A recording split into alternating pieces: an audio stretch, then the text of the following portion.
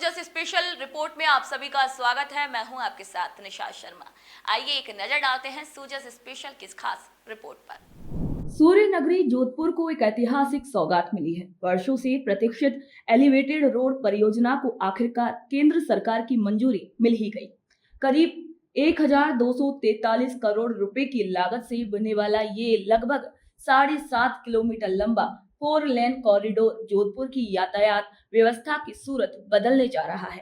केंद्रीय मंत्री श्री नितिन गडकरी ने इस परियोजना को स्वीकृति दी है, जिससे पूरे क्षेत्र में खुशी की लहर है।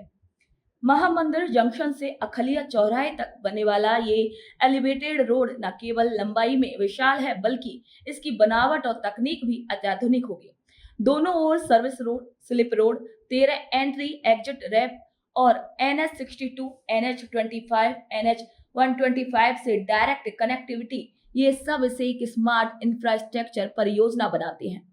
ये एलिवेटेड कॉरिडोर 8 बड़े और 20 छोटे जंक्शनों को निर्बाध रूप से जोड़ेगा, जिससे ट्रैफिक जाम की समस्या से छुटकारा मिलेगा। यात्रा कम समय में होगी, वाहन चालकों को सुरक्षा मिलेगी और जोधपुर की सड़कों पर एक नई व्यवस्था दिखाई देगी। इससे पर्यावरण को भी लाभ पहुंचेगा, क्योंकि जाम में फंसी गाड़ियों से निकलने वाले धुएं में कमी आएगी। मुख्यमंत्री श्री भजनलाल शर्मा और स्थानीय विधायक श्री अतुल भंसाली के प्रयासों ने इस परियोजना को मूर्त रूप देने में अहम भूमिका निभाई है। श्री अतुल भंसाली ने प्रधानमंत्री श्री नरेंद्र मोदी और केंद्रीय मंत्री श्री नितिन गडकरी का आभार प्रकट करते हुए कहा है कि ये परियोजना वर्षों से क्षेत्रवासियों की अपेक्षा रही है, जिसे मूर्त रूप देने में मेरे प्रयासों को प्रधानमंत्री श्री नरेंद्र मोदी और सड़क एवं परिवहन मंत्री श्री नितिन गडकरी का पूर्ण सहयोग प्राप्त हुआ। एलिवेटेड रोड से जोधपुर के यातायात में न केवल अत्यधिक सुगमता आएगी, बल्कि नागरिकों की बेहतर सुरक्षा भी सुनिश्चित होगी। 1243 करोड़ रुपए की एलिवेटेड रोड भी अप्रूव करके दी है।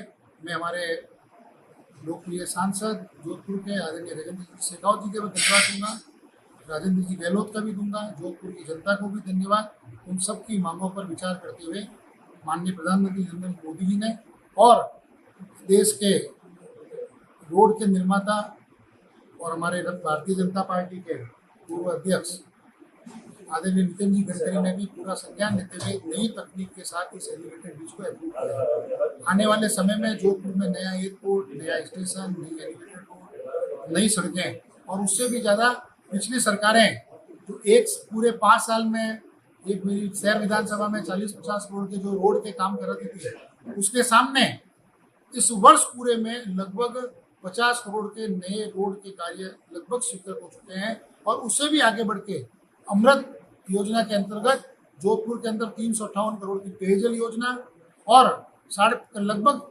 400 करोड़ रुपए की अमृत 2 के अंदर सीवरेज योजना भी चल रही है।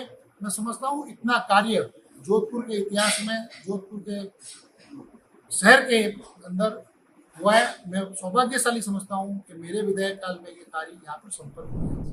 ये परियोजना केवल जोधपुर ही नहीं, बल्कि पूरे मारवाड़ क्षेत्र के लिए एक गर्व का विषय है। वर्षों से अटकी इस योजना को अब गति मिलना ये सिद्ध करता है कि मजबूत नेतृत्व और दूरदृष्टि से असंभव को भी संभव बनाया जा सकता है।